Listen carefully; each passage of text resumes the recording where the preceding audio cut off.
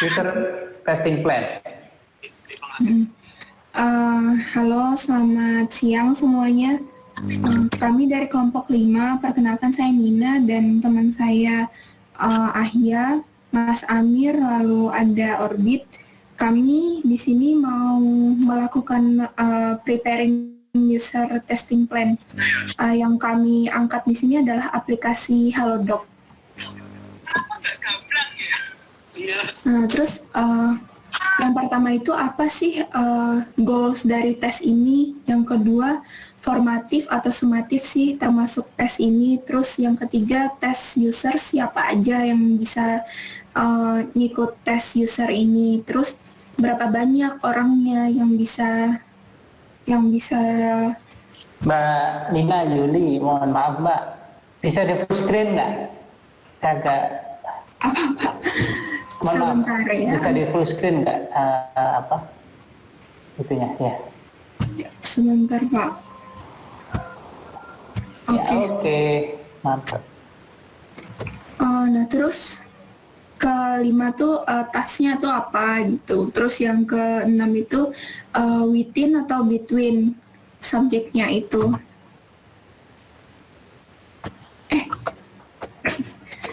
Terus ketujuh itu the experimentersnya tuh apa. Terus kedelapan how many tests, berapa banyak yang tesnya dilakukan. Terus yang ke-9 itu ada usability assessment method, metode apa yang digunakan untuk kita melakukan assessment usabilitas. Terus yang ke-10 itu ada test location and equipment. Jadi lokasi tesnya itu di mana dan apa aja sih yang dibutuhkan gitu. Nah, terus apa sih Halodoc itu? Jadi, Halodoc itu aplikasi kesehatan yang memberikan solusi kesehatan lengkap dan terpercaya untuk memenuhi kebutuhan kesehatan kamu dan keluarga. Jadi, ini adalah aplikasi dokter online di mana kita bisa konsultasi dan berbelanja kebutuhan kesehatan secara online. Nah, di Halodoc ini sudah ada sekitar lebih dari 5 juta pengguna dengan bahasanya milenial banget ya. Kebutuhan kesehatan kamu, iya. Iya Pak, jadi dengan ratingnya tuh sekitar 4, bukan sekitar sih, rating di Play Store-nya itu 4,7. Terus apa sih goal dari tesnya ini? Jadi kami itu mau ngetes usabilitasnya itu dengan tujuan untuk menilai aspek usabilitas yang terkait dengan learnability, efisiensi, memorability, tingkat error dalam satisfaction pengguna dalam menggunakan fitur-fitur dalam aplikasi Halodoc.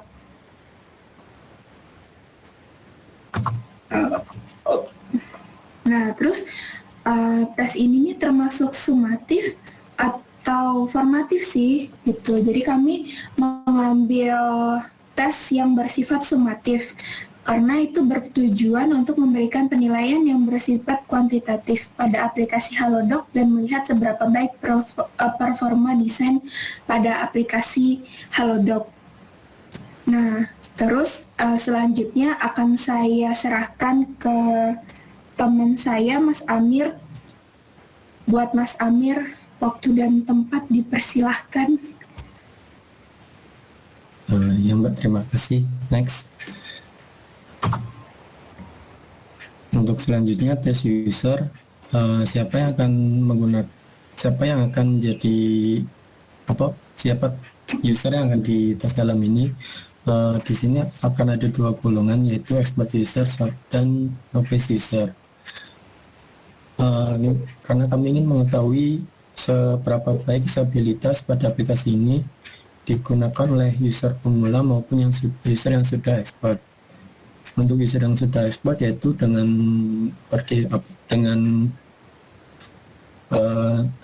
requirement-nya itu 1 tahun experience dan penggunaan yang lumayan high intensity, dan yang untuk novice-nya yaitu 3 bulan penggunaan dengan low intensity use. Nomor 4 selanjutnya untuk novice user dan expert user, yaitu yang akan digunakan sebanyak 4 orang untuk jumlah penggunanya. Hal ini mengacu pada Nielsen 2000 tahun 2000, yaitu dengan 3 sampai 5 orang dan memiliki presentasi yang tinggi dan menemukan masalah dalam usability testing. Next, untuk tesnya yaitu apa saja yang akan diuji, dan dalam hal ini kami akan mengujikan 4 hal, yaitu yang pertama login dan verifikasi, login aplikasi menggunakan nomor HP, dan selanjutnya cek pasca vaksinasi, dan selanjutnya dari situ cek pembeli vitamin, dan terakhir memasang pengingat jadwal minum tes. Next. Untuk selanjutnya akan saya serahkan ke Mas Sarpit.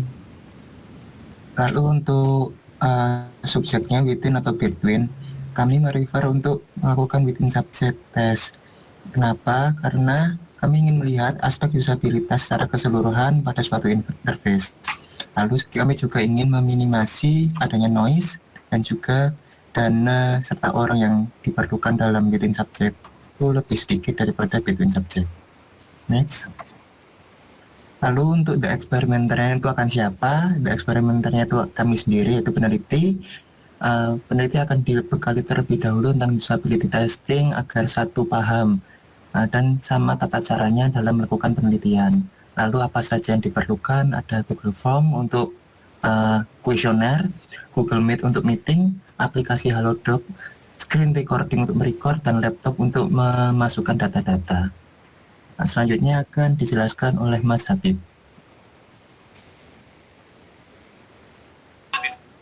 Ya, saya lanjut. Representation test membandingkan learnability, memorable, dan tingkat error dari pengujian pertama dan pengujian kedua. Next.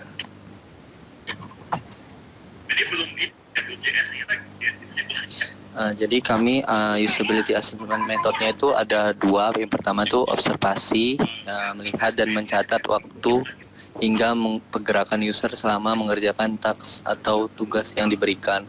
Yang kedua itu kuesioner, user melakukan pengisian terhadap form sistem usability scale atau SUUS. Ini adalah flowchart dari metode yang kami akan lakukan. Next. Lokasi dan equipment. Lokasinya itu secara online yang dilakukan di rumah masing-masing. Alat yang kami gunakan itu adalah handphone atau gadget, mau itu Android dan iOS. Yang kedua itu aplikasi Halodoc, yang versinya itu yang paling terbaru yaitu 10.430. Terus yang kami gunakan juga aplikasi Gmail. Selanjutnya, terima kasih atas presentasi kami. Kalau ada tambahan dari teman-teman, silakan.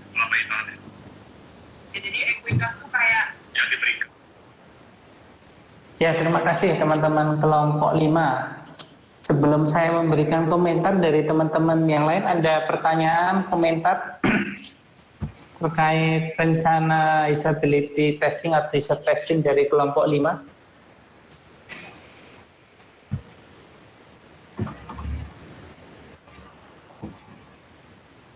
Belum ada ya? Malu-malu. Oke, dari saya ada banyak sepertinya catatan. Yang pertama, teman-teman tadi kan menyebutkan akan melakukan summative evaluation. Nah, summative evaluation itu kan karakternya kita akan menilai ya. Berarti memang benar ya menilai. Nah, tapi kita tuh menilai dengan membandingkan something. Nah, kira-kira yang akan dibandingkan di kelompok 5 ini apa? Nah, di user testingnya itu apa yang akan dibandingkan? Izin menjawab, Pak. Yang Boleh, akan boleh, Mas. dibandingkan itu dari usernya sendiri, Pak. Orang yang menggunakan novice, expert dan novice-nya dibandingkan. Oke, berarti untuk masing-masing task nanti akan ada result dari expert, ya, akan ada result dari novice, gitu ya? Iya, Pak. Ya, jadi nanti kalau disability-nya baik, kurang lebih hasil dari novice itu harusnya mendekati expert gitu. Kalau dari jurnal yang kami baca seperti itu, Pak. Oke, ya, itu fine, itu bisa dianggap summative evaluation ya teman-teman. Jadi memang kalau summative itu harus ada yang dibandingkan. Nah, kalau di kelompok 5 yang mau dibandingkan adalah novice versus expert, ya silakan, itu sangat memungkinkan untuk dilakukan. Oke, itu satu. Lalu saya masih terkait, tadi itu disebutkan expert itu more than 1 year use ya. Jadi dia telah menggunakan lebih dari 1 tahun. Kalau novice itu saya lupa berapa. Lalu ada keterangan lainnya, yaitu kalau expert itu high intensity use, ya. Kalau novice apalah. Gimana teman-teman menentukan? Oke lah, kalau usia pemakaian itu lebih dari 1 tahun itu gampang lah, kita tinggal tanya. Nah, kalau menentukan high intensity use dan misalnya low intensity use itu gimana, teman-teman?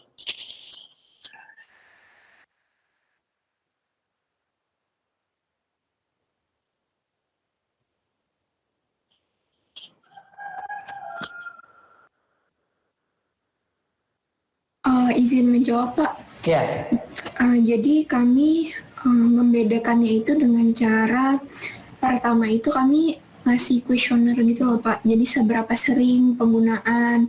Nah, nanti dari kuesioner yang kami sebarkan itu nanti kami akan menggolongkan ini user yang sudah expert apa yang masih baru gitu. berarti kriterianya itu ditentukannya nanti ya. Jadi misalnya kita punya data ada 10 tuh, nanti kita bagi 2 gitu ya. Iya. Bisa sih, cuma nanti kelemahannya batasnya itu agak fluid gitu ya, dalam arti kita tuh tidak bisa mengestate bahwa dia itu mah expert itu secara penuh gitu ya, karena kriterianya itu tidak kita state dari awal gitu. Selain itu terkait dengan waktu, teman-teman kan di sini nanti waktunya kan mungkin kurang dari 10 hari ya nanti untuk melakukannya ya.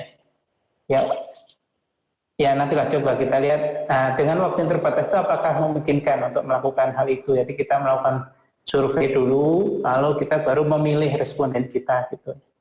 Jadi itu silahkan nanti dipertimbangkan dengan matang. Ya. Lalu nyari orangnya itu juga nanti cukup challenging juga tuh dengan waktu yang terbatas ya. Lalu dari saya ada 2 hal.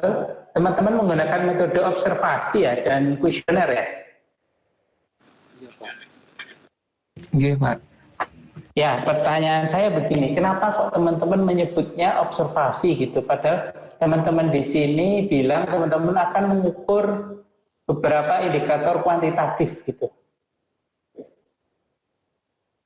Sejujurnya kami juga bingung, Pak. Kita mau pakai performance measurement atau observasinya. Tapi kita bacanya, kayaknya ini lebih cocok untuk observasi, soalnya kita akan diem aja tapi kita menilai diam-diam. Tuh, Pak. Menilai dalam diam.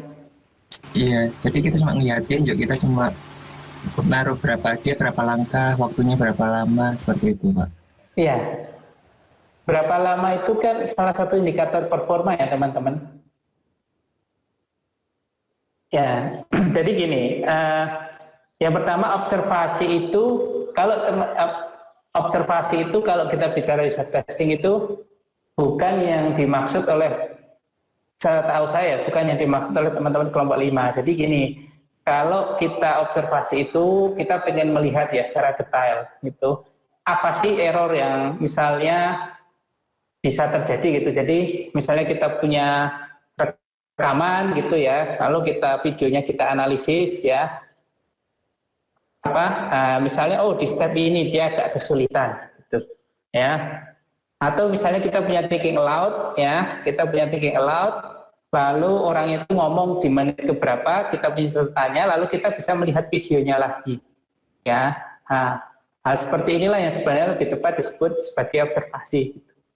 Ya, itu yang observasi tidak langsung lah. Kalau observasi secara langsung, itu memang kalau dengan screen, ya, itu memang kalau bayangan saya bisa, tapi kalau kita bisa, oh ya, teman-teman tuh nanti teman-teman nanti lihat layarnya ya, layar yang terjadi ya. Apa? Ya, layar HP-nya. Layar HP-nya. Ya bisa sih, itu juga bisa.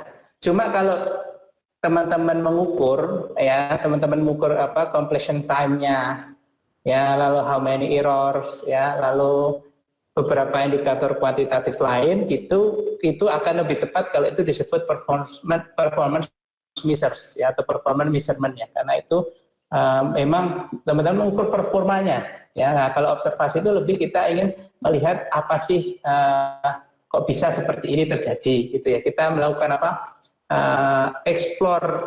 Eksplorasi ya terhadap task yang telah dilakukan, gitu sih. Jadi menurut saya itu teman-teman di sini itu lebih tepat melakukan performance measures dan kuesioner, ya, karena kalau kuesioner jelas ya teman-teman dengan SUS gitu. Itu catatan saya. Lalu yang terakhir repetisi ya, teman-teman tadi akan melakukan selama 2 kali. Oke, itu jedanya berapa lama? Untuk ukuran pertama dan kedua. Masih belum tahu, Pak. Ya, lalu gini, teman-teman ada nggak atribut disabilitas tadi teman-teman kan mention ada learnability, memorability yang memang harus diukur dengan repetisi. Yang memorability, Pak. Ya, kalau semisal waktunya nggak cukup, itu planning teman-teman gimana? Teman-teman hanya punya waktu 7 hari misalnya. Lalu beberapa studi menunjukkan bahwa 7 hari itu nggak cukup. Kan 7 hari dan teman-teman harus nyiapin report ya. Tapi mungkin teman-teman hanya punya efektif misalnya 4 hari. Itu benar, teman-teman masih bisa nggak ukur apa memorability gitu misalnya. Planning teman-teman gimana?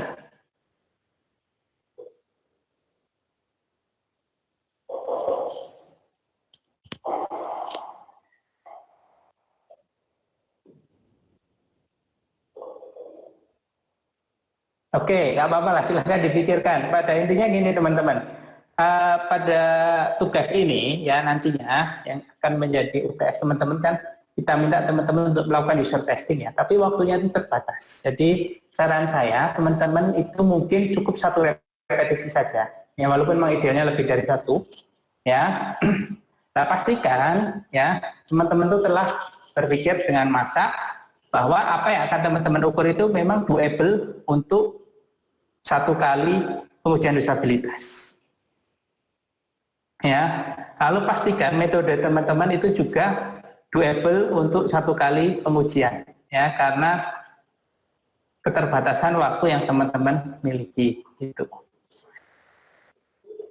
Gimana teman-teman kelompok 5? Ada komentar, pertanyaan?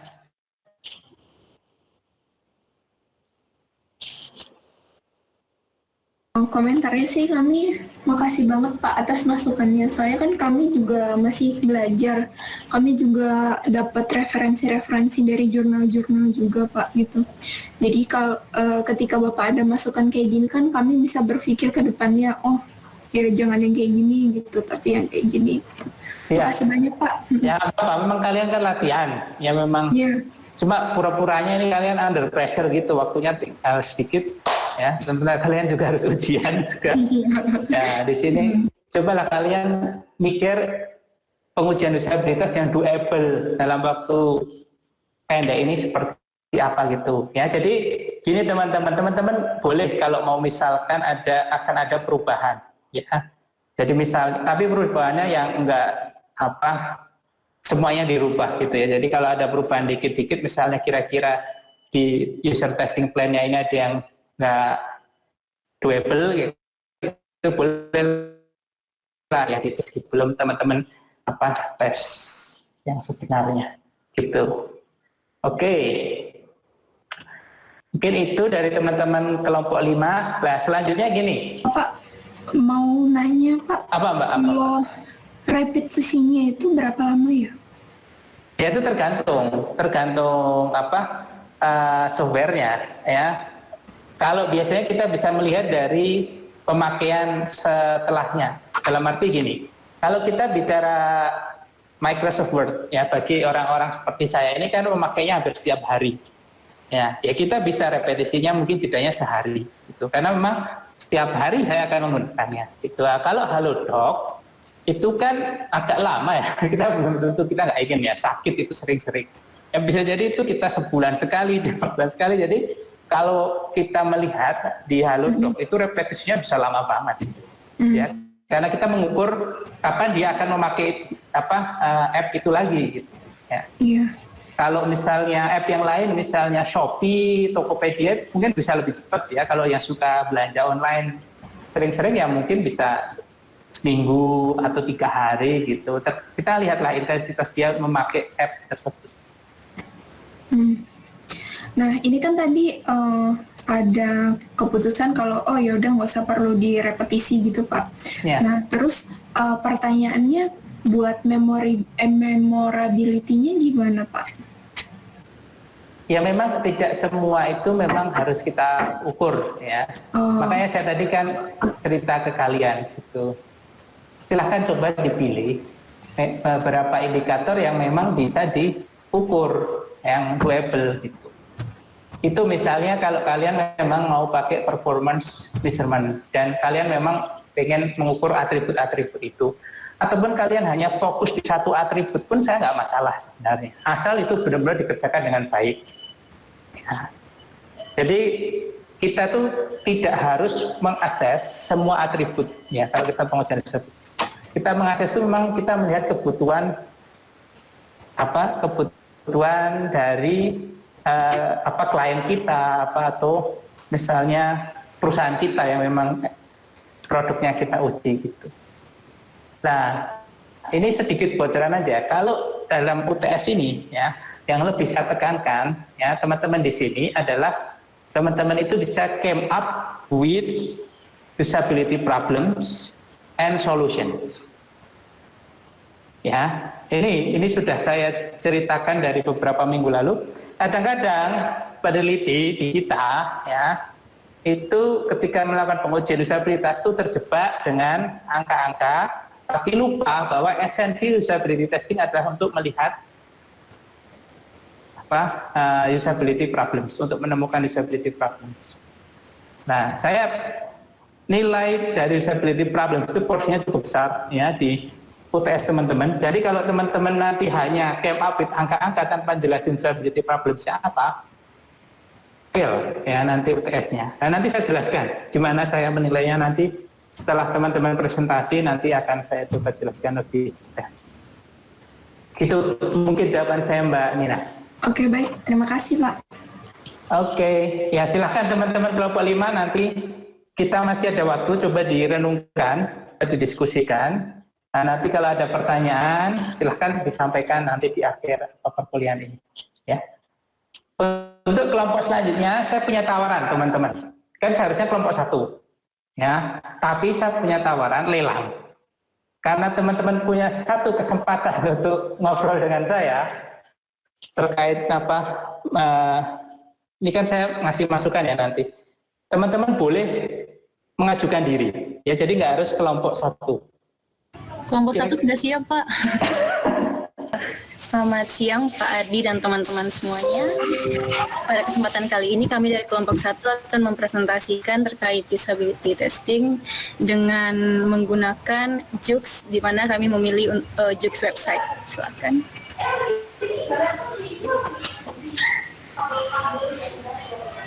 Ya, pada user testing plan ini kelompok kami ada anggotanya yaitu next mas, ada Mbak Dia, ada Mbak Intan, terus ada Mas Tata dan saya Olivia. Selanjutnya, Jux sendiri itu apa sih sebenarnya? Nah, Jux sendiri di sini dari aplikasinya sendiri itu mengatakan bahwa Jux adalah sebuah aplikasi modern yang menyediakan layanan musik gratis, di mana kita dapat mengunduhnya secara gratis di buka aplikasi. Nah, Jux sendiri ini dapat mendengarkan radio, lagu yang kita ingin putar, dan juga dapat juga kita menambahkan lagu favorit atau merekomendasikan lagu yang kita dapat merekomendasikan lagu-lagu yang sering kita putar atau yang akan atau senada dengan yang kita sering putarkan. Next. Nah, untuk user testing plan-nya sendiri kami akan menjawab 10 soalnya, di mana untuk pertama yaitu what are your test goals? Next. Nah, tujuan kami di sini untuk usability test ini pada aplikasi Jux web kami untuk mengidentifikasi usability problem dan juga mengetahui tingkat dari learnability terhadap pengguna baru atau mantan pengguna yang menggunakan dengan menggunakan metode thinking aloud. Selanjutnya, do you consider your test as formative or summative evaluation? Nah, di sini kami akan menggunakan evaluation yang bersifat formative evaluation, di mana studi akan dilakukan untuk mengidentifikasi aspek desain interface yang mana saja yang sudah bekerja dengan baik dan meneliti juga untuk memberikan saran perbaikan terhadap permasalahan dari interface yang ditemukan oleh user selama pengujian. Next, nah untuk yang ketiga akan dibahas oleh Mas Tata, silakan. Ya, nomor 3 di sini adalah siapa yang akan menjadi test user, apakah mereka expert atau novice user. User yang akan menjadi fokus dalam penelitian ini adalah novice user, yang merupakan pengguna baru ataupun mantan pengguna pernah memakai lebih kurang setahun yang lalu. Pemilihan novice user dilakukan agar dapat menjawab tujuan dari penelitian, baik menganalisis usability problem ataupun tingkat dari learnability. User test kriteria adalah mahasiswa Gen Z, hobi mendengarkan musik, ekspresif, tidak pernah menggunakan Jux minimal dalam setahun terakhir. Nomor 4 adalah berapa banyak user yang akan digunakan pada studi ini. Menurut buku Usability Engineering karya Nielsen, user yang dibutuhkan dalam metode Thinking Aloud adalah sebanyak 3-5 orang. Mengacu pada pendapat Nielsen, maka penelitian ini akan menggunakan 8 orang, di mana 3 orang ini sebagai data pelengkap untuk menghindari kekurangan data ataupun adanya data yang tidak valid. Next, what will be the task that you test? Why do you choose that task? Task yang kami ambil di sini yang akan digunakan di sini adalah ada 5, yaitu registrasi akun baru, mencari dan memutar lagu yang spesifik, menampilkan lirik lagu, menambahkan lagu menjadi favorit dan menjadi unfavorit, membuat playlist dengan minimal 10 lagu yang dipilih. Kenapa atas ini dipilih? Karena sesuai dengan novice user yang akan kami gunakan pada penelitian ini. Selanjutnya akan dilanjutkan oleh Mbak Intan. Selanjutnya untuk pertanyaan ke-6, if you test multiple tasks, do you think you will go with within or between subject testing? Why? Dalam pengujian ini dipilih yaitu menggunakan within subject test, di mana pengujian ini dilakukan di mana responden dalam pengujian ini tuh melakukan tes yang sama dan dalam kondisi yang sama dalam sebuah variabel. Next. Selanjutnya untuk yang nomor 7 itu, who will serve as the experimenter, what kind of thing that experimenter need to prepare. Dalam pengujian ini, eksperimenter yang melakukan yaitu dari tim peneliti itu sendiri yang terdiri dari 4 orang. Next. Lalu apa saja sih yang dibutuhkan eksperimenter dalam persiapannya? Yang pertama itu pastinya menentukan kriteria dan screening calon user. Yang kedua mempersiapkan dokumen instruksi pengerjaan dan memahami task list. Yang ketiga yaitu melakukan pilot test dan technical practice terlebih dahulu. Next. Selanjutnya untuk pertanyaan 8, how many tests or repetition that you need to have in the study? Why? Dalam pengujian ini dilakukan sebanyak 2 kali dengan jeda yaitu selama 2 hari dikarenakan adanya keterbatasan waktu dan budget yang dimiliki atau digunakan dalam usability testing ini. Next, berikut merupakan rancangan anggaran biayanya di mana terdapat ada fee partisipan selama 2 kali tes, ada subsidi kuota, ada honor eksperimenter, ada subsidi kuota eksperimenter, dan lisensi Zoom meeting, dan dana persiapan, dan juga ada dana tak terduga. Next. Selanjutnya akan dijelaskan oleh Mbak Dia. Oke, pertanyaan selanjutnya, what kind of usability assessment methods that are you going to utilize? Nah, jenis pengujian usabilitas yang akan dijalankan itu merupakan user testing, di mana kita menggunakan metode thinking aloud. Next. Nah, metode thinking aloud sendiri itu pelaksanaannya nanti partisipan atau user akan menyampaikan keluh kesahnya secara verbal mengenai apapun yang ada dalam pikiran mereka selama pengerjaan task.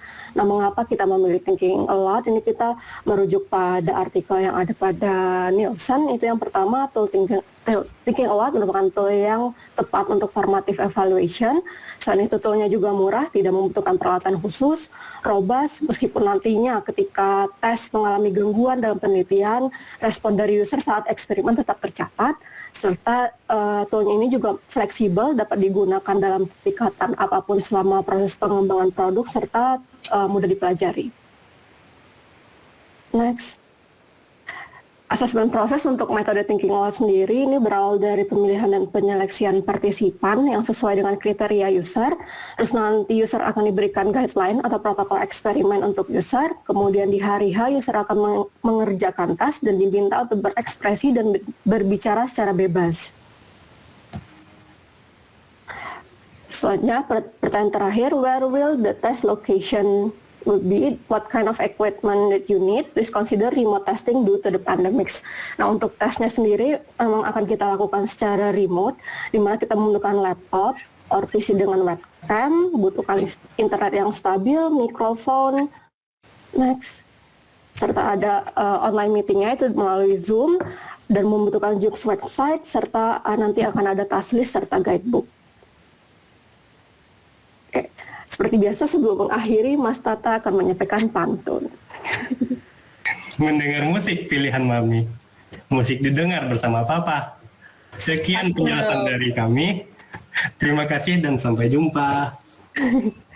Sekian presentasi dari kami. Terima kasih. Wassalamualaikum warahmatullahi wabarakatuh. Waalaikumsalam warahmatullahi wabarakatuh. Oke, kalau dari kelompok 1 saya kira ini sangat doable ya untuk dilakukan dalam waktu yang ini seminggu sampai 10 hari ya.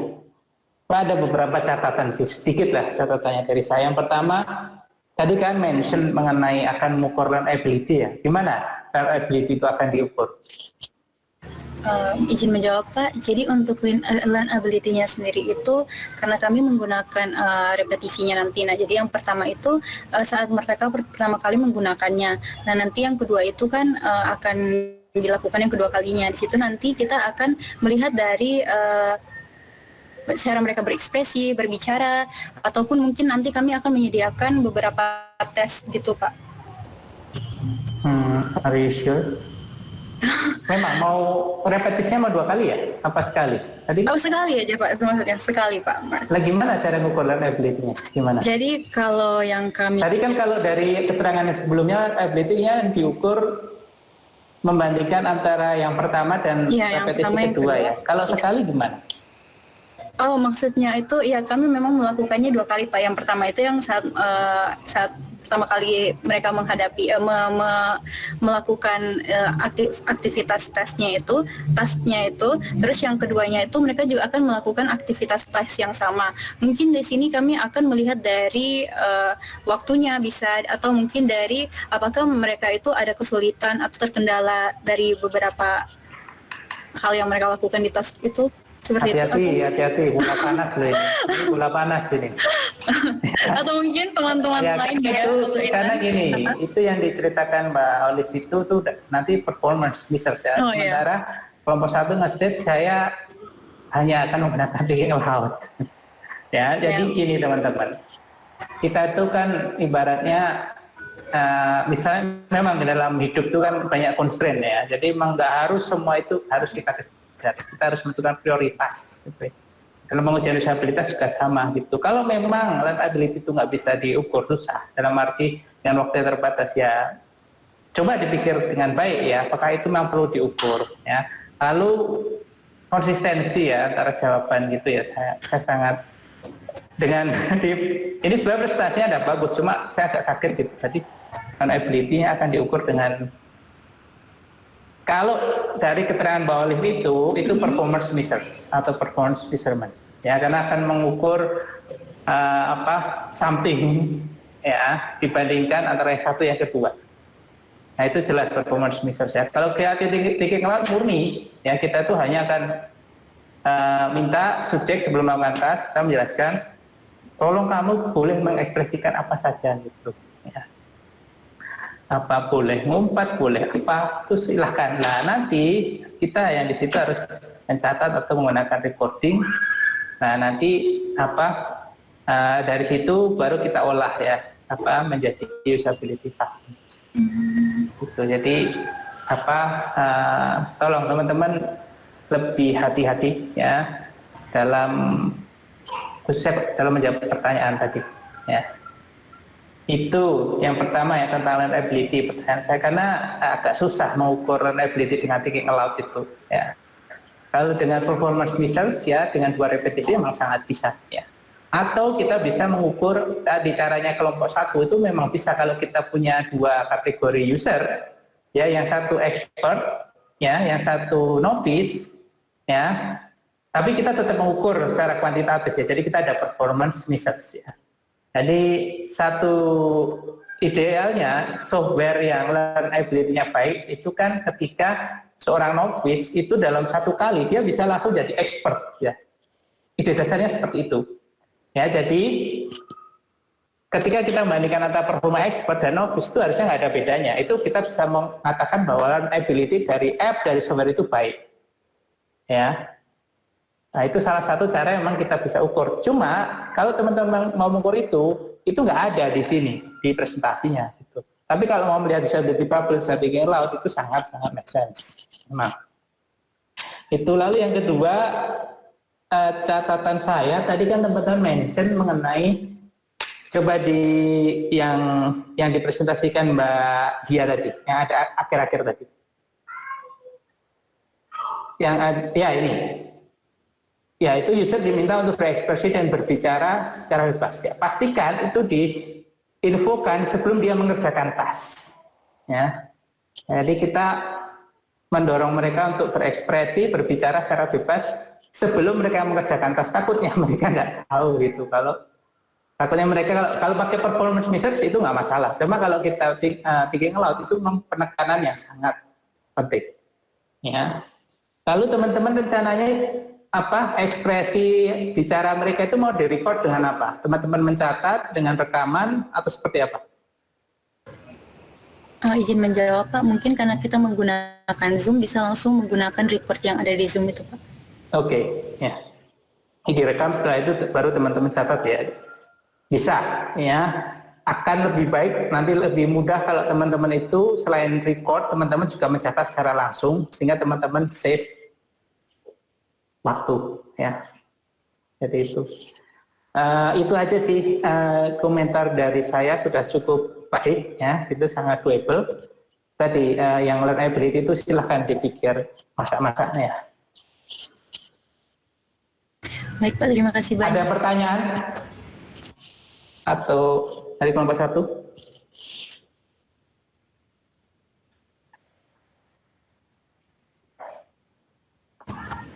Mungkin untuk sementara cukup sekian dari kelompok 1 Pak. Oke, ya. Terima kasih banyak Pak Ardi. Sama-sama teman-teman. Sama-sama Mbak Olive. Oke, ini teman-teman, sebelum ke kelompok yang terakhir ya, mungkin saya dulu ya, nanti takutnya saya nggak ada waktu, nanti waktunya udah habis gitu, sementara ada beberapa yang harus saya jelaskan. Bukan jelaskan sih, berapa informasi yang harus saya dapatkan dari teman-teman dan di pertemuan terakhir. Jadi nanti yang kelompok 2 atau kelompok yang lain ya, nah nanti ini lelang siapa yang mau ya, nanti mungkin bisa setelah saya kalau waktunya cukup ya. Oke, kalau gitu Saya izin share screen. Sebentar.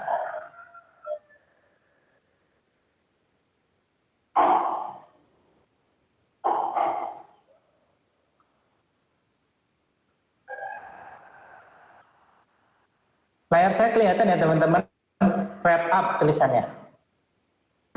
Sudah Pak. Oke, ya. Jadi hari ini pertemuan terakhir ya dengan saya teman-teman. Nanti setelah UTS nanti teman-teman akan ketemu senior saya Pak Titis ya. Ini mungkin teman-teman nanti akan, kalau saya ini kan lebih ke basic-basic ya, basic-basic ke pengujian disabilitas. Nanti sama Pak Titis kalian beliau teman-teman akan dikenalkan mungkin dengan pengukuran disabilitas yang lebih lanjut ya, misalnya menggunakan eye tracking ya, menggunakan device lainnya.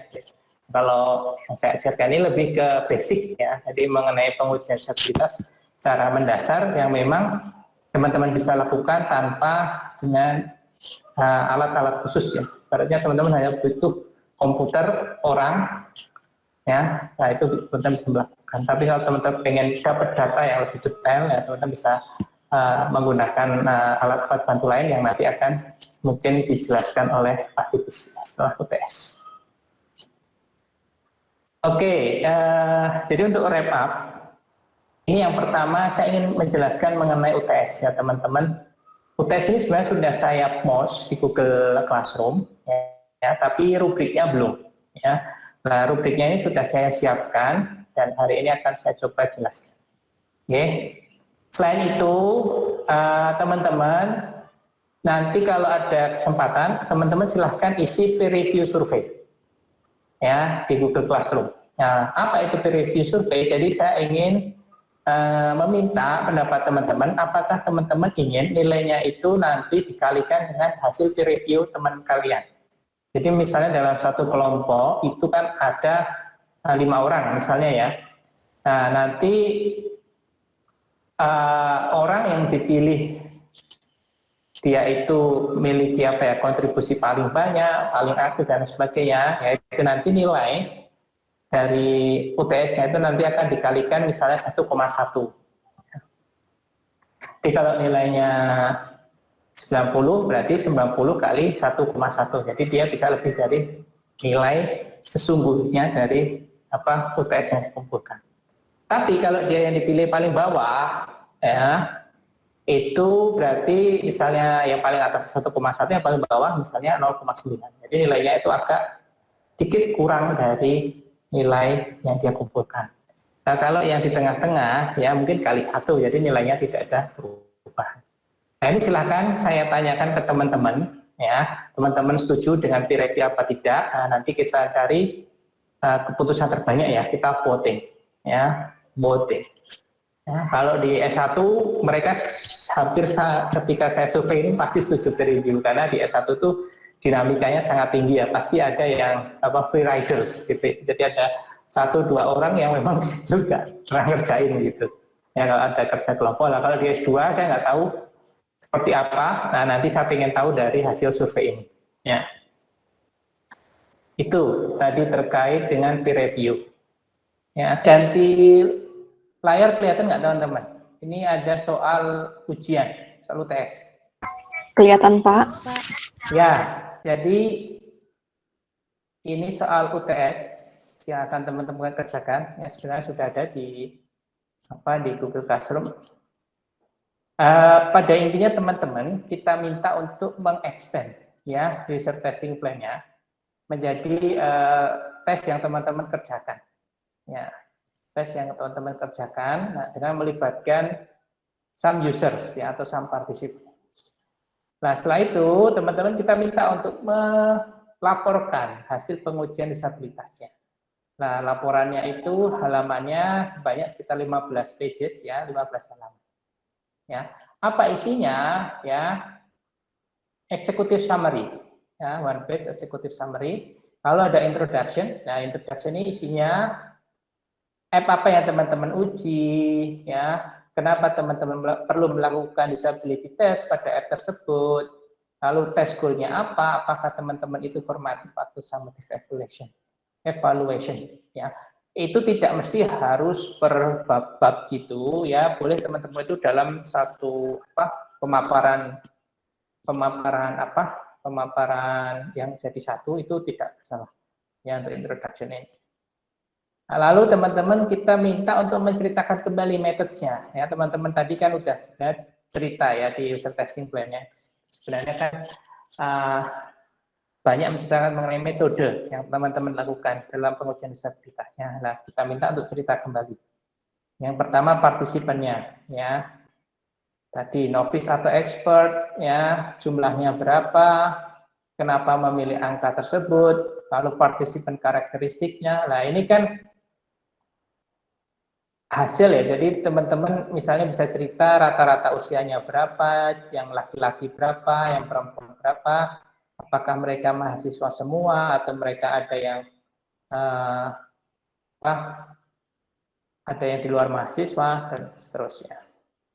Lalu disability assessment method ya, thinking aloud, performance measures, questionnaire dan lain sebagainya, serta alasan teman-teman memilih metode tersebut ya. Jadi teman-teman kita minta untuk menceritakan kembali ya di laporan tersebut.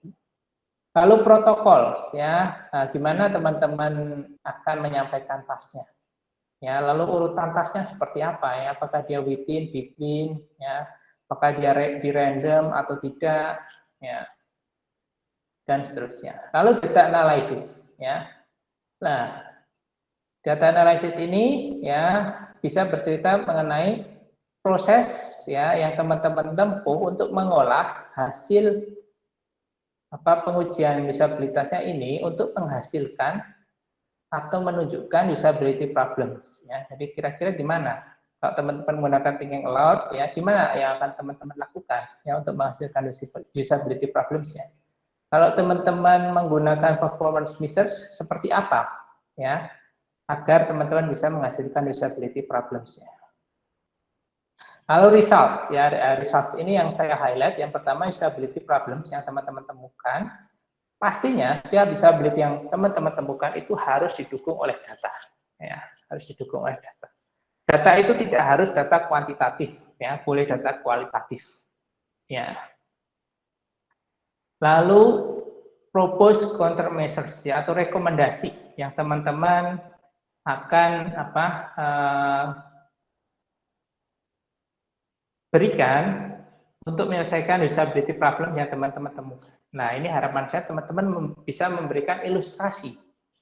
Ya, lah ilustrasinya itu tidak harus purely design for the specific app. Jadi, saya teman-teman menganalisis Shopee ya, teman-teman nggak harus bikin misalnya icons yang memang khusus untuk Shopee gitu. Teman-teman boleh misalnya cari penyelesaian sejenis icon sejenis gitulah, nanti teman-teman tinggal taruh itu di countermeasures dengan tentunya menyebutkan sumbernya gitu ya. Itu kurang lebih isi dari report yang harus teman-teman kumpulkan sebagai UTS. Ini ada beberapa contoh ya usability test report, jadi teman-teman bisa melihatnya ya, ada 3 ini saya berikan, nanti silahkan teman-teman lihat ya. Lalu untuk formatting guidelines kayak reportnya, teman-teman yang penting mengumpulkannya nanti dalam bentuk PDF ya. Lalu tidak ada strict guidelines regarding typography ya, huruf, ukuran huruf, jenis huruf dan seterusnya, spacing ya dan margins ya. Ini bebas ya. Lalu penilaian. Nah, gimana penilaiannya? Jadi saya membuat rubrik ya, ini terdiri dari 1 2 3 4 5 6 7 8 9 ya kalau nggak salah, ada 9 kriteria ya, ya. Nah, masing-masing kriteria ini nanti teman-teman bisa dapat nilai 1 sampai 4 ya. 1 itu yang paling rendah, 4 yang paling tinggi. Teman-teman nilainya 4 jika teman-teman ada di sini ya. Misalnya untuk executive summary, teman-teman berarti the executive summary is about 1 page length. All information regarding the test goals, methods, and results are well informed on the summary. Ya. Nah, ini teman-teman ini nggak perlu menjelaskan teman-teman nanti masuk yang mana, ini tugas saya untuk menilai, cuma teman-teman ini bisa merefer rubrik ini untuk melakukan self-assessment ya, teman-teman itu sudah kira-kira masuk di mana. Ya, jadi teman-teman di sini tidak harus nilainya sempurna bayangan saya. Ya mungkin ada 1-2 kriteria yang teman-teman kurang, ya. Nah itu silahkan, itu bagian dari strategi teman-teman. Ya, tapi teman-teman kan bisa tahu, oh berarti kalau saya kurang di sini, kemungkinan di sini 3, tapi harapannya yang lain misalnya saya akan mengoptimalkannya, harapannya di faktor atau kriteria lain saya dapat nilai yang sempurna. Ya. Itu, jadi ini nanti akan saya upload, sebenarnya saya sudah jadi dari kemarin, tapi saya masih nunggu hasil review dari Pak Titis. Ya, jadi nanti kalau misalnya hasil reviewnya belum ada, nanti akan tetap saya upload ya di Google Classroom. Kalau untuk deadline, ya deadline tugas ini itu kan seharusnya kalau pengen saya itu sesuai jadwal UTS. Nah, jadwal UTS itu ternyata minggu depan, ya kalau nggak salah ya. Minggu depan atau bentar.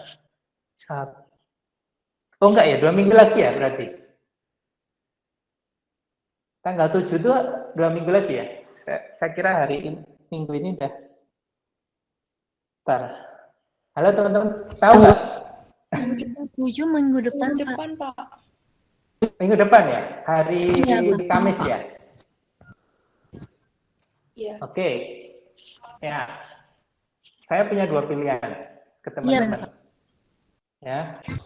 Kira-kira Iya, Pak. mau di-extend, ya ini saya lihat karena waktunya sangat terbatas ya, kalau minggu depan. Mau di-extend 2 hari ya, di tanggal 9, ya hari Sabtu, atau mau di-extend hari Selasanya. Ya berarti sekitar tanggal, sebentar, saya buka Google Calendar dulu aja, tidak salah kita.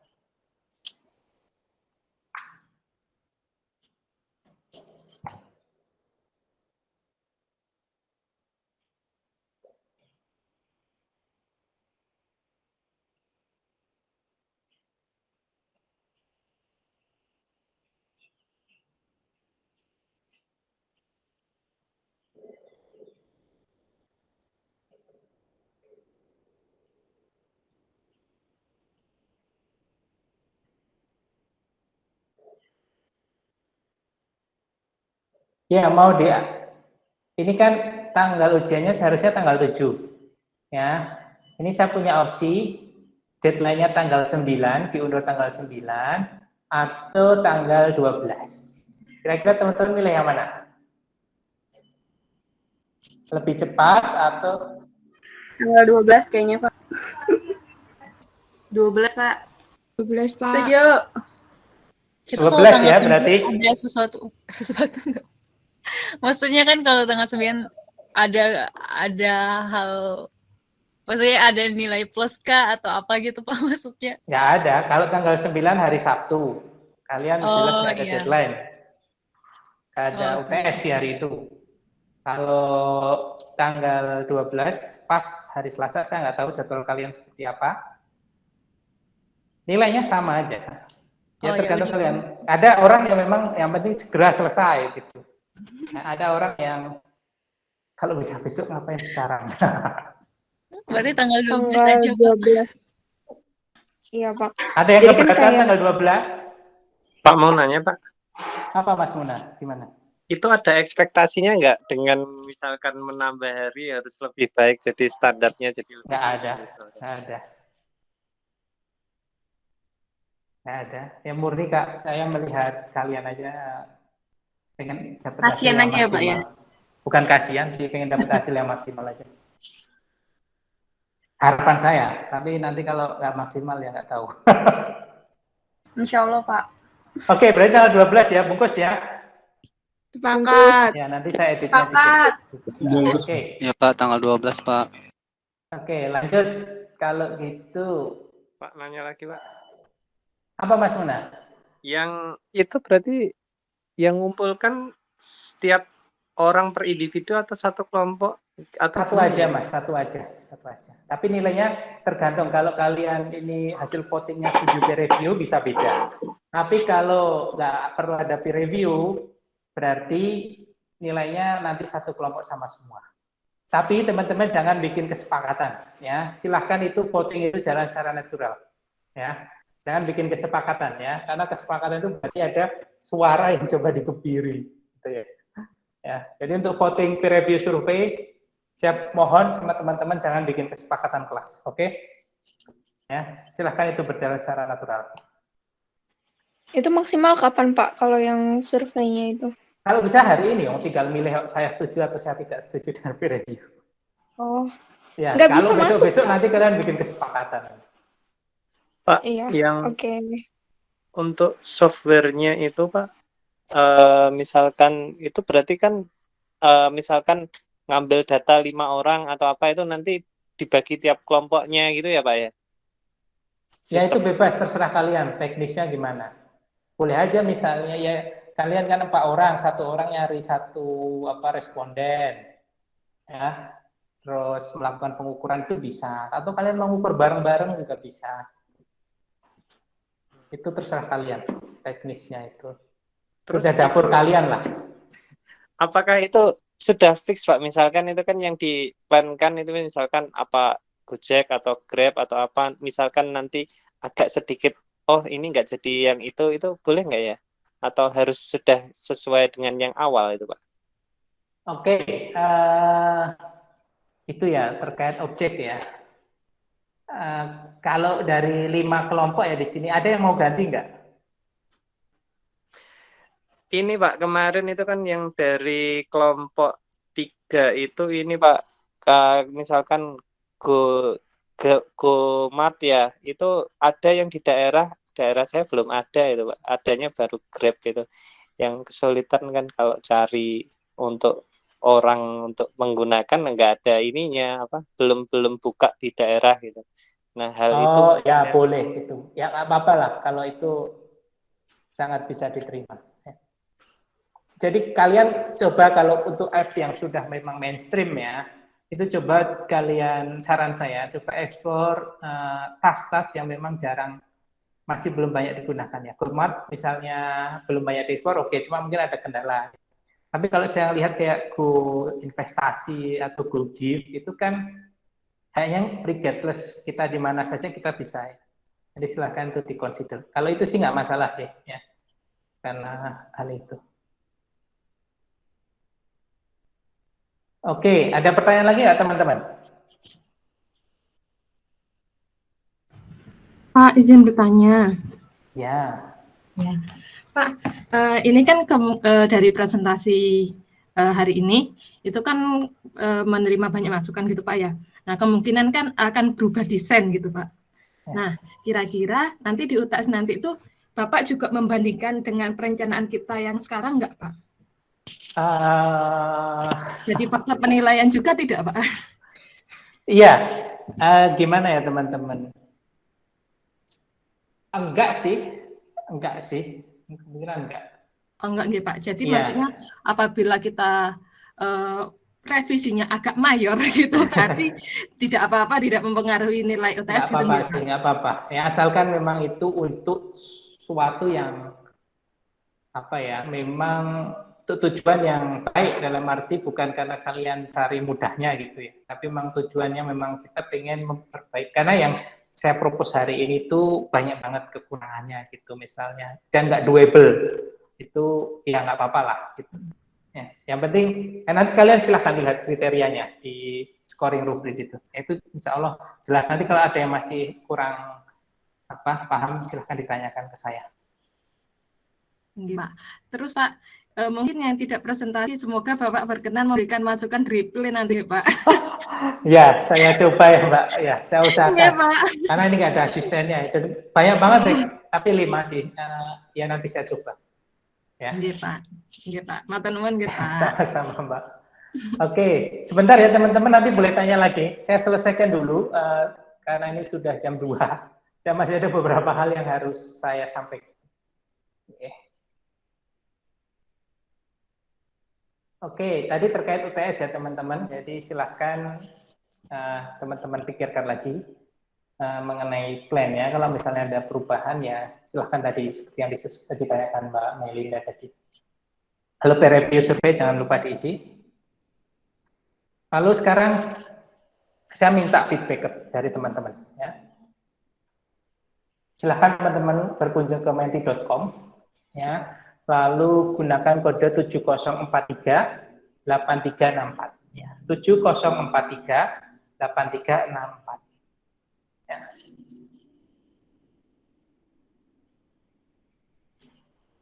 7043 8364. Saya minta tolong salah satu menulis angka ini ya di chat box ya, jadi saya bisa stop sharing lalu saya buka Mentimeter. 7043 8364.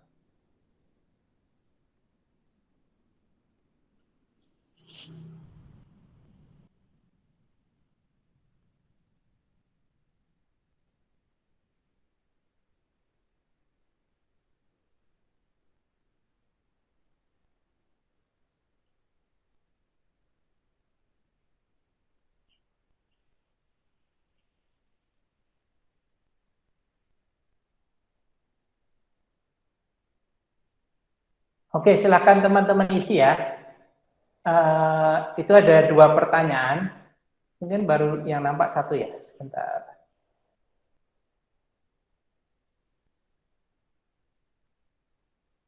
Ya, jadi saya minta teman-teman untuk mengisi ya. Jadi yang pertama, setelah mengikuti kuliah ini ya, saya mampu melakukan heuristic evaluation secara mandiri. Ya. Lalu saya mampu menyiapkan user testing plan secara mandiri. Lalu yang terakhir saya mampu melakukan user testing secara mandiri. Ya, nah ini yang paling kiri itu sangat tidak setuju, yang kanan itu sangat setuju.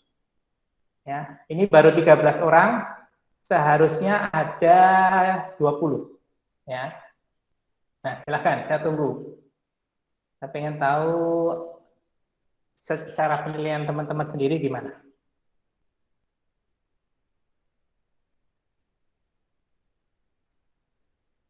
Ya, 17, 3 orang lagi, 2 orang lagi, 18, 1 orang lagi, atau ada yang nggak masuk ya?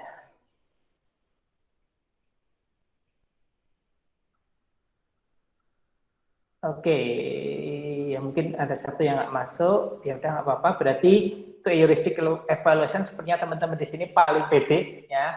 Kita lihat ini ada 9 yang cukup strongly agree, lalu ada yang agak di sini lah, ini ada 10 orang. Lalu untuk menyiapkan user testing plan, ya di 8 cukup strongly agree, 9 ini agak di sini, 1, ini ada yang 2 ya, yang kurang bukan kurang ya, mungkin strongly disagree. Ya. Lalu untuk melakukan user testing, ini sepertinya ini rata-ratanya ada di sini. Oke, nggak apa-apa teman-teman. Jadi mungkin saya merasa oke lah ya. Saya masih oke lah dengan ini. Kalau mungkin rata-ratanya di tengah semua, gini ya, ini yang saya agak takut gitu. Berarti kuliah kita agak kurang berhasil. Ya, itu yang pertama. Lalu yang kedua, saya minta masukan ya teman-teman. Nah ini sifatnya open ya. Dan ini anonim, teman-teman. Ya, anonim. Ya, masukan perbaikannya. Silahkan teman-teman sampaikan. Misalnya, Pak Adi harus diet, biar urusan. Oh, itu boleh. Just kidding. Boleh yang lainnya. Bebas, teman-teman. Ya.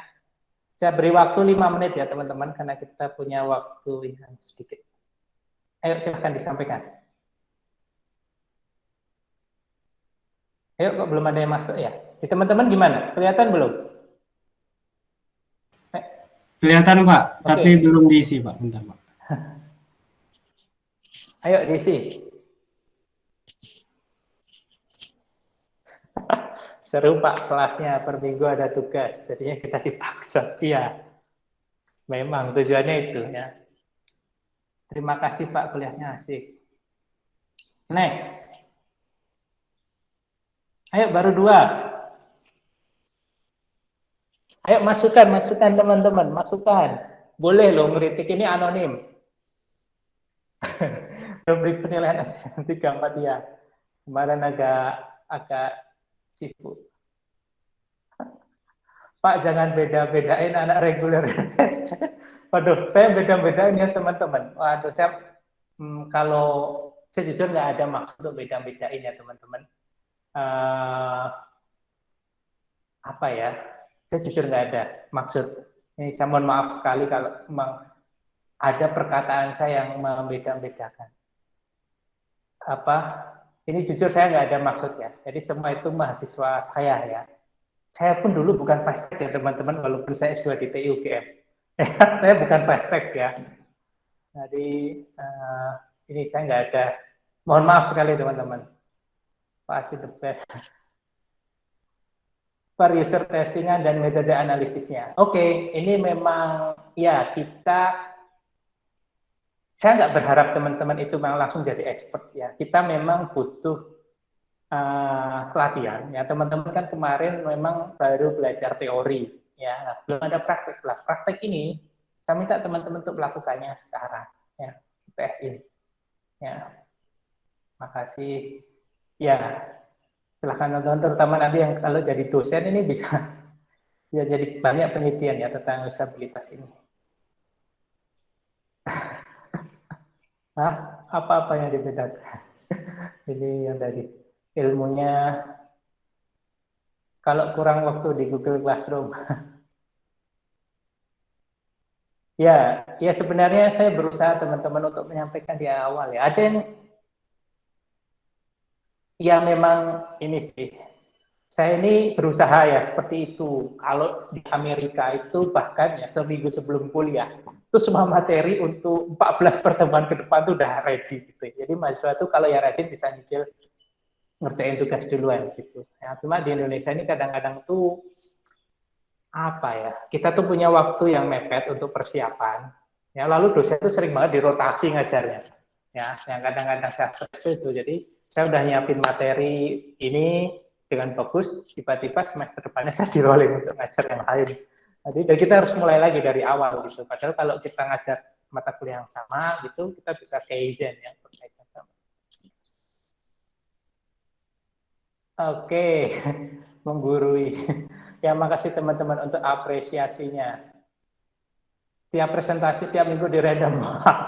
Iya, saya ini sebenarnya agak ini ya, untuk randomisasi presentasi kan memang ada dosen yang suka random gitu. Saya tuh pribadi, saya tuh nggak suka di random. Saya sendiri ya, jadi saya tuh kalau mau presentasi saya tuh harus latihan. Ya, saya pribadi ya, karena saya tuh punya apa ya, terbatas untuk menyampaikan, nggak tahu nama penyakitnya apa. Jadi saya tuh kadang-kadang antara pikiran dan omongan tuh nggak match. Jadi ketika presentasi itu kadang-kadang nggak akurat, makanya saya perlu latihan. Jadi saya tuh nggak suka dengan randomisasi yang terlalu random gitu ya. Jadi saya juga di mahasiswa saya akhirnya saya mencoba apa yang saya rasakan gitu. Makanya kelompok presentasi itu biasanya tidak terlalu saya random gitu ya. Itu. Enggak, Pak Titis nanti lebih baik ya dari saya. Yakin beliau itu jago ya. Beliau itu much lebih baik dari saya. Jadi rugi kalau teman-teman nggak sama Pak Titis. Ini warning ya. Jadi saya sama Pak Titis jauh lebih jago Pak Titis ya. Beliau wawasannya sangat banyak. Pak display picture saya pas foto. Tapi saya ekstrovert. Oke.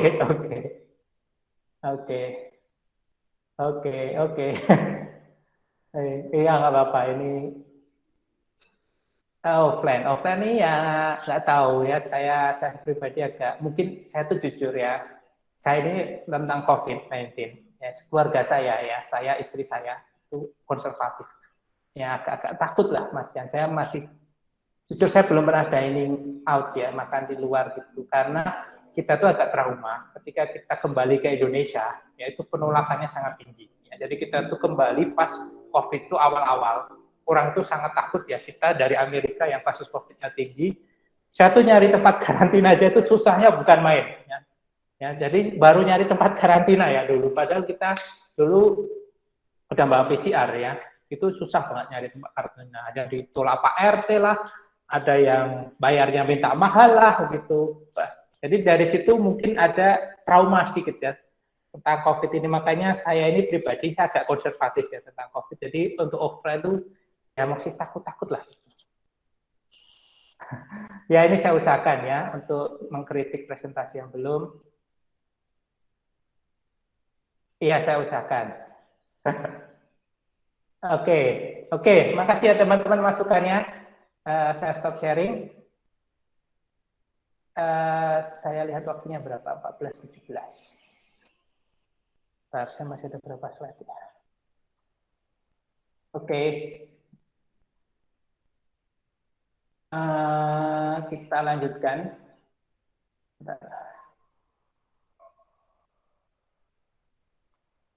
Ya, makasih sekali ya, by the way, teman-teman masukannya.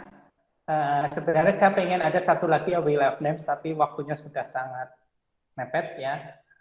Takutnya nanti kelamaan. Jadi kita lanjut. Lah ini, kalau tadi survei yang murni pure untuk saya, nah ini departemen juga minta masukan ya, teman-teman, terkait perkuliahan ini ya. Nanti teman-teman menilai dosennya, materinya, infrastrukturnya, dan lain sebagainya. Nah, teman-teman perlu mengisinya di SIA DTMI. Tadi Mbak Nina ya kalau nggak salah itu di stream kirim komentar bahwa belum bisa login. Ini sedang saya tanyakan ke pengurus. Saya nggak tahu ada isu di mana SIA DTMI atau apa gitu. Nah, nanti kalau memang banyak yang nggak bisa, nanti silahkan teman-teman tetap komen aja. Nah, nanti harapannya nanti bisa di-follow up sama pengurus. Jadi ini teman-teman kita minta mengisi juga di sini, ini anonim, jadi teman-teman tuh boleh menyampaikan apapun ya, dan itu tidak mempengaruhi nilai teman-teman karena yang pertama itu anonim dan saya biasanya memang jarang sekali untuk melihat di sini karena agak susah ya memang untuk stepnya itu ke sana dan nggak dirangkum gitu biasanya sama SIA DTMI. Jadi saya lebih suka survei yang langsung ya, yang langsung kayak itu kan saya langsung tahu. Tapi ini tetap departemen tetap butuh ya masukan ya untuk continuous improvement atau kaizen. Itu ya terkait SIA DTMI. Ya, lalu next week ya agendanya do your user testing. Silahkan teman-teman coba latihan. Ya, lalu ini terakhir dari saya ya. Saya mohon maaf ya jika selama 6 pertemuan ini saya banyak kesalahan ya. Saya yakin ya saya itu yang pertama saya suka bercanda dan bercandanya kebablasan ya kalau menurut istri.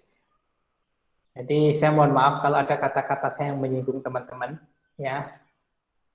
Lalu saya juga mohon maaf kalau kadang-kadang penjelasan saya itu kurang jelas ya, atau ngomongnya kecepatan atau ngomongnya itu kadang-kadang nggak konsisten ya. Itu saya akui ya, saya itu nggak tahu, tadi saya jelaskan kepala sama mulut itu kadang-kadang tuh nggak sinkron gitu ya. Jadi kayak kalau nggak salah istilahnya kayak disleksia gitu ya, mungkin ya. Jadi adalah keterbatasan yang saya miliki. Jadi kalau misalnya ada yang kurang jelas, feel free itu ya teman-teman, siapa boleh tanya langsung, silahkan teman-teman boleh tanya lewat email ya dan media lain. Lalu keep up the good work. Saya lihat teman-teman S2 itu sudah sangat baik ya. Saya tuh melihat kalau ngajar di S2 itu lebih banyak semangat ya, mungkin karena teman-teman tuh sekolahnya saya pengen S2 gitu misalnya, bukan yang kalau di S1 itu baik cuma mungkin karena saya kebanyakan ngajar di tahun terakhir, mereka tuh mungkin lelah gimana, jadi semangatnya mungkin agak kurang ya, agak kurang gitulah. Kalau di S2 tuh nggak tahu, saya tuh ngajar mesti teman-teman tuh semangatnya membara gitu. Nah ini saya sangat ya, dan itu kadang-kadang memberikan energi positif ya bagi saya. Jadi, terima kasih sekali bagi good work yang teman-teman lakukan. Itu saja. Ini udah 14.21, mungkin harapan saya selesai 14.30. Mungkin kita udah nggak cukup kalau mau ada yang presentasi. Nah, karena itu kalau teman-teman mau nanya, silahkan. Boleh tentang monggo. Boleh ini Pak, nanya Pak. Beberapa kemarin kan ada yang belum dijawab dan Pak Ardi memberikan ini ya. Nanti tahu sendiri setelah kita beberapa kali pertemuan. Apa Mas? Saya lupa mungkin.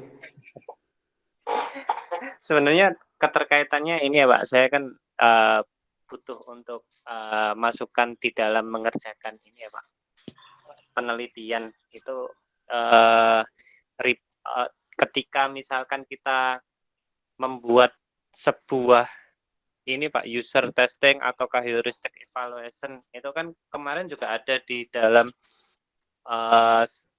bacaannya Pak Ardi, itu kan ada saling menguatkan ketika kita membuat sebuah atau dua buah metode ya. Oh, ketika heuristik ada dan di dalam user testing ada, maka itu saling menguatkan. Mana sih yang sebenarnya butuh kita untuk update sungguh-sungguh atau yang tidak itu. Misalkan kan nanti ada masukan dari tiap orang atau user ini kan masukannya kadang berbeda-beda ya Pak. Nah, hal itu untuk mempertimbangkan oke nih, ini memang benar-benar harus diupdate dan direvisi gitu.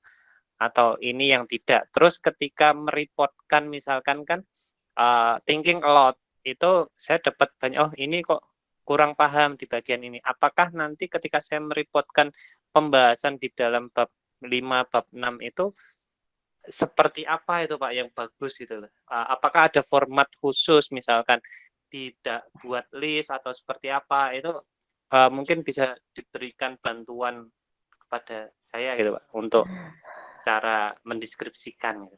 Terima kasih. Iya, makasih Mas Muna. Pertama saya mohon maaf kalau mungkin ada pertanyaan yang dulu saya janjikan untuk akan terjawab seiring berjalan waktu, tapi ternyata nggak terjawab. Lalu yang kedua, saya jujur Mas, untuk pertanyaan pertama saya masih agak bingung ya. Tapi yang kedua tadi terkait bagaimana kita mengolah hasil thinking aloud ya, kalau nggak salah ya, itu bisa macam-macam ya caranya. Jadi teman-teman bisa menggunakan kalau untuk tugas ini, untuk tugas ya teman-teman silahkanlah, mungkin misalnya teman-teman menemukan pattern ya, misalnya user 1 itu mengatakan something ketika dia pasti ya, user 2 itu mengatakan hal sama di saat yang hampir bersamaan, berarti pas objek tersebut itu sepertinya ada problem disabilitas ya. Oke, kita bisa mengestet itulah. Jadi teman-teman bisa membuat tabel misalnya di komentar usernya itu hasil verbalnya itu seperti apa itu ya, lalu sebelah kanannya itu usability problems-nya ya secara langsung. Oke, itu untuk tugas oke lah. Nah, teman-teman kalau mau yang memang sahih ya dari segi pengolahan data, teman-teman bisa melakukan metode-metode seperti content analysis ya kalau nggak salah ya namanya, lalu atau teman-teman bisa membuat affinity diagrams ya, affinity diagrams ya. Jadi affinity diagram itu seperti teman-teman punya post-it ya, sticky note ya, sorry, post-it itu brand ya, sticky note banyak ya kan, videonya banyak macam-macam ya. Teman-teman misalnya punya hasil disabilitas yang teman-teman tulis dalam bentuk sticky notes ya, atau teman-teman akan mencoba melakukan grouping ya, masalahnya ini kayaknya salah satu terkait dengan masalah yang nomor 16 ini. Sepertinya masalah yang mirip. Nah, teman-teman bisa melakukan grouping itu dengan menggunakan affinity diagrams. Jadi silakan coba googling aja affinity diagrams, itu nanti akan sangat banyak ya caranya, penjelasannya. Atau yang lain tuh kalau lebih metode yang lebih bagus lagi itu namanya kalau nggak salah content analysis ya kalau nggak salah. Jadi itu ada pengkodean ya dan seterusnya. Nah, nanti dari kode-kode itu nanti akan diolah lebih lanjut menjadi indikator-indikator kuantitatif gitu ya. Itu ya. Itu salah dua ya caranya bagaimana kita mengolah hasil thinking aloud ya, pengetahuan saya. Lalu untuk pertanyaan yang pertama itu kalau nggak salah Mas Muna itu kalau saya nggak salah ya menanyakan mana yang harus dilakukan duluan ya, heuristic evaluation atau user testing gitu ya Mas, atau gimana Mas? Iya Pak, pertimbangan misalkan untuk kasus A nih lebih baik untuk heuristik, kasus B untuk user testing, kasus C apakah keduanya atau gimana, nah itu seperti apa Pak? Justifikasi misalkan ini saya untuk penelitian ini memang lebih cocok user testing. Bagaimana cara saya bisa lebih kuat di dalam mempertahankan nanti misalkan di Ya. dalam penelitian saya seperti itu, Pak. Ya, jadi gini, kalau menurut saya, Mas, dan ini sepertinya kayak Steve Krug itu, alirannya Steve Krug itu yang meeting itu, bahwa user testing itu bagaimanapun adalah suatu keharusan, ya, karena kita nggak tahu apa yang akan dipikirkan terhadap user, ya, apa yang akan terjadi dengan user ketika menggunakan produk kita. Ya, salah satu caranya untuk menjawab itu adalah kita melakukan user testing. Ya, jadi kalau kita bicara pengevaluasian suatu produk, suatu app, suatu software, di user testing adalah suatu kewajibannya, fardhu ain. Nah, ini saya jadi ustadz yang singkat katakan. Itu ya Mas. Nah, kalau heuristic evaluation itu akan lebih baik dilakukan dan khususnya dilakukan kalau misalnya memang hal itu memungkinkan, karena tidak semua perusahaan, tidak semua orang itu mampu melakukan heuristic evaluation. Kenapa? Karena kriterianya cukup berat ya. Kita harus melibatkan expert ya di situ. Nah, kita nyari expert itu tidak mudah dan kadang-kadang kalau ada itu pun mahal. Nah, itu pun mahal. Sementara user testing itu kan bisa sangat murah. Ya, bisa sangat murah. Mas Muna ngelibatin teman-temannya kasih makan aja, suruh nyoba software yang Mas Muna develop, udah fine ya. Tuh. Jadi kurang lebih jawabannya kalau saya user testing itu wajib ya. Heuristic evaluation itu kalau mampu itu bagus ya. Tapi kalau tidak ya kita nggak bisa ngelakuin apa lagi. Ya, jadi yang lebih penting itu heuristic evaluation. User testing, mohon maaf. Itu sih Mas. Iya Pak, tambahan tadi Pak, yang heuristic evaluation itu kalau misalkan kita di dunia real, cara cari orang sertifikasinya itu di mana ya Pak? Atau seperti apa itu? Misalkan kita tiba-tiba praktek seperti itu. Ya, tergantung sih. Kalau kita bisa kan kalau nggak salah dari kelompoknya Mas Muna juga ya, itu ada penjelasan macam-macam evaluator ya. Ada yang senior, mungkin ada yang masih di bawah gitu ya. Saya jujur saya belum mengkaji hal itu ya. Jadi saya belum detail mempelajari hal itu. Tapi kalau apa yang pernah saya alami ya, dan itu pendapat saya ingat waktu kuliah dulu S3 itu, kita kan udah mulai sedikit ya mengenal ya ilmu usability, itu nggak masalah kita melakukan heuristic. Jadi misalnya Mas Muna ya sekarang pengen melibatkan 5 orang temannya di sini untuk mengevaluasi software yang Mas Muna develop. Saya kira nggak masalah. Cuma Mas Muna harus men-state bahwa evaluator kita itu tingkat ekspertisnya itu memang tidak terlalu tinggi. Dalam arti mereka baru mengenal usabilitas dari perkuliahan. Tapi itu menurut saya masih boleh, ya itu masih boleh. Menurut saya itu masih udah mulai boleh, ya. Kalau kita bisa menemukan orang yang expert ya, misalnya dosen-dosen misalnya yang mengajar heuristic evaluation gitu, Bu Rini, saya nggak bilang saya ini jago, cuma mungkin saya belajar sedikit lebih banyak dari teman-teman. Ya, lalu di Unpar itu ada Bu Katarina Nawang Palupi, itu dia S3-nya usabilitas. Nah, ini mungkin kita eligible lah kita untuk disebut sebagai expert gitulah. Yang memang udah fully satisfied gitu. Nah, lalu mungkin yang konsultan disabilitas, saya nggak tahu di Indonesia itu ada nggak, cuma kalau di Amerika itu memang ada, banyak banget. Ya, nah itu memang bisa disebut sebagai misalnya senior evaluator dan seterusnya. Itu sih. Tapi nggak ada salahnya teman-teman kalau mau menggunakan, asal jumlahnya kalau misalnya, jadi semakin sedikit ya, ini saya masih berhipotesis, tapi ini sudah jadi topik penelitian. Hipotesis saya bahwa semakin dia itu level ekspertisnya itu semakin rendah, maka jumlah N-nya itu harusnya semakin tinggi. Ya, karena kan tadi jumlah orang semakin banyak, harapannya usability problem yang ditemukan itu juga semakin banyak. Tapi kalau kita misalnya dia semakin expert, oke lah kita pakai 3 orang aja sudah. Ya, kurang lebih itu sih Mas, kalau apa yang saya pahami, Mas Muna.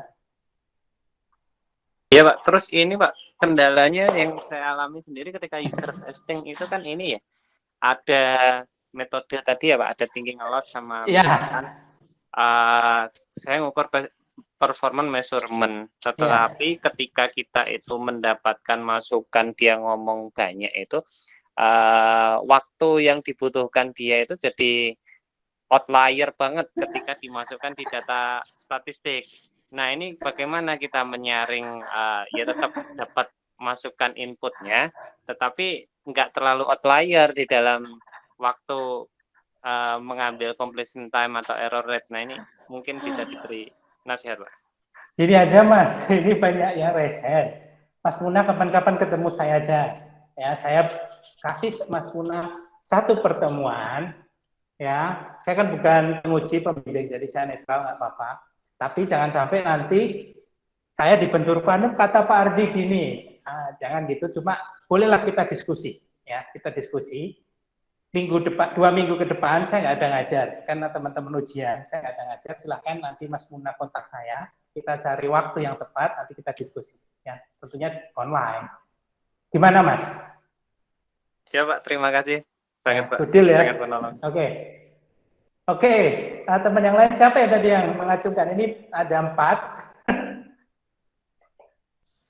Ada yang tahu nggak siapa yang lupa? Mohon maaf Pak, sebelumnya saya izin bertanya tentang teksnya gitu Pak, buat tugas UTS. Ya. Oh, teksnya aja nggih Pak. Mungkin minta tolong untuk Mas Fadil yang present. Jadi di tas kami ini kami bingung, takutnya ada learning effect gitu Pak, untuk task pertama dan task kedua gitu. Nah jadi di awalnya task pertama itu kami pakai Traveloka Pak. Nah task pertama itu pencarian fitur. Mohon maaf Mbak Wiwit, bisa di present nggak? Saya tuh mungkin tua, laptop saya layarnya kecil juga. Oke. Ya. Baik, terima kasih Pak.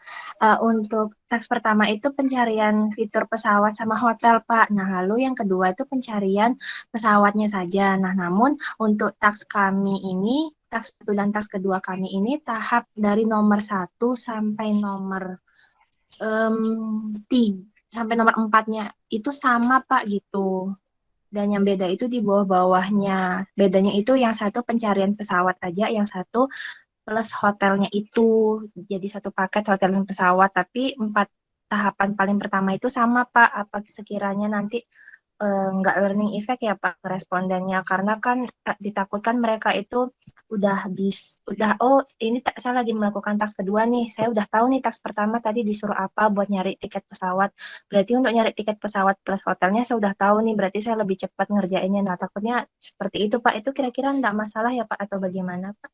Terima kasih. Ya, pertanyaan pertama saya, kenapa kok yang diukur flight plus hotel dan hotel dulu? Ya. Izin menjawab Pak, izin menambahkan Pak. Maaf Pak, apakah suara saya terdengar? Terdengar. Ya. Jadi Pak, kenapa kami memilih tas ini? Jadi sebelumnya sudah melakukan sedikit riset gitu untuk platform booking tiket pesawat dan hotel untuk buatan lokal seperti ada Pergi-Pergi, kemudian ada satu lagi tiket.com. Itu hanya Traveloka yang memiliki fitur untuk pencarian tiket pesawat dan hotel secara bersamaan. Jadi kalau di platform lain itu hanya flight sendiri, hotel sendiri. Kalau di Traveloka ini ada yang dua-duanya jadi satu gitu Pak. Oke. Jadi itu kita selling point-nya membandingkan. dari Traveloka gitu ya. Iya Pak. Jadi kami membandingkan apakah dengan fitur ini signifikan waktunya gitu. Jadi untuk user yang ingin mencari dua-duanya sekaligus lebih cepat atau tidak, seperti itu Pak. Oke. Ya, kalau saya lihat gini, kan itu ada yang sama, ya. Lalu yang membedakan apa enggak? Apa flight hotel sama hotel itu? Jadi kalau yang di tas kedua ini Pak, yang tas jadi kalau yang tas kedua ini maksudnya ketika user membooking hotel dan tiket pesawat itu secara terpisah, itu mereka harus menyelesaikan hingga proses pembayaran terlebih dahulu. Nah, kalau di yang fitur yang hanya ada di Traveloka ini, mereka bisa memilih pesawat dan kamar hotel itu bersamaan, kemudian nanti pembayarannya juga bersama-sama di akhir gitu, Pak. Jadi nggak balik ke awal dulu. Sementara kalau yang tas kedua, di mana itu terpisah, hotel dan pesawat, itu mereka harus menyelesaikan hingga pembayaran terlebih dahulu, Pak. Seperti Bisa nggak ya Mas, kalau bayangan saya gini, ya sebenarnya ketika kita hotel saja itu sudah terwakili ketika kita melakukan flight dan hotel. Oh, jadi dibikin jadi satu gitu, Pak ya? Enggak, menurut saya menduga, ya tapi saya nggak tahu. Ini kan teman-teman yang sudah mencoba Traveloka, ini mungkin lebih tahu dari saya. Ya, cuma saya menduga sebenarnya tas hotel, memilih hotel itu sudah terwakili ketika teman-teman memilih flight plus hotel, ya. Karena ketika flight plus hotel itu bagaimanapun teman-teman kan juga harus memilih hotelnya yang mana. Itu bukan secara otomatis kan kita memilih flight langsung hotelnya ini, gitu kan. Tapi kita memilih hotel juga kan.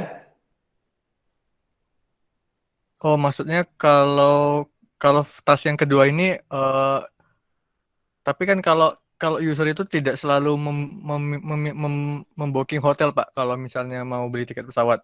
Jadi mungkin disediakan juga dari Traveloka fitur yang terpisah ini, Pak, gitu.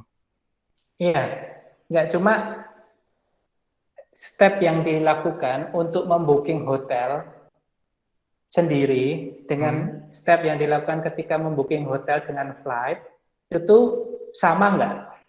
Stepnya, Pak? Iya. Ada perbedaan sedikit, Pak. Jadi perbedaannya di mana? Perbedaannya di ini, Pak. Sebentar. Di poin nomor 7 kalau di sini, Pak. Jadi ketika kita memilih fitur ini, nanti Traveloka itu memberi rekomendasi kombinasi pesawatnya. Nah, untuk beberapa orang mungkin ada yang prefer, saya tidak suka dengan pesawat ini, atau saya tidak suka dengan harganya, seperti itu. Enggak, Mas. Ini kan kita bicara hotel. Oh, di hotel ya, Pak ya? Enggak, gini. Belum nangkep, Pak. Ya? Maaf, Pak. Oke. Jadi kan tasnya timnya Mas Fadil, itu kan booking flight plus hotel, ya, lalu ada booking hotel aja. Iya, hotel aja. Ya. Di dua-duanya itu kan ada aktivitas pemilihan hotel ya. Nah, pemilihan hotel ketika Mas Fadil itu milih hotel tok ya, hotel saja, sama ketika itu dia include di flight, itu tuh sama apa enggak pemilihannya? Oh, pemilihan hotelnya sama, Pak. Nah, kalau sama kan ibaratnya kita wasting time ya, ibaratnya. Kalau sama berarti kita bisa aja cuma menguji yang flight plus hotel gitu ya. Karena ketika orang mau pilih hotel saja pun itu sebenarnya nanti aktivitasnya sama ketika kita memilih flight plus hotel. Iya. Ya, jadi ngapain kita tuh nguji dua hal yang sebenarnya itu tuh beririsan gitu ya.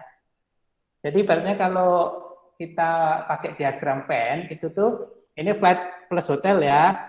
Lalu yang kecil ini hotel. Ya, kan hotel itu sebenarnya di dalam lingkaran yang lebih besar. Ya. Itu sih kalau itu memang exactly sama. Tapi kalau itu beda dan teman-teman khawatir dengan adanya learning effect, ya mungkin di random.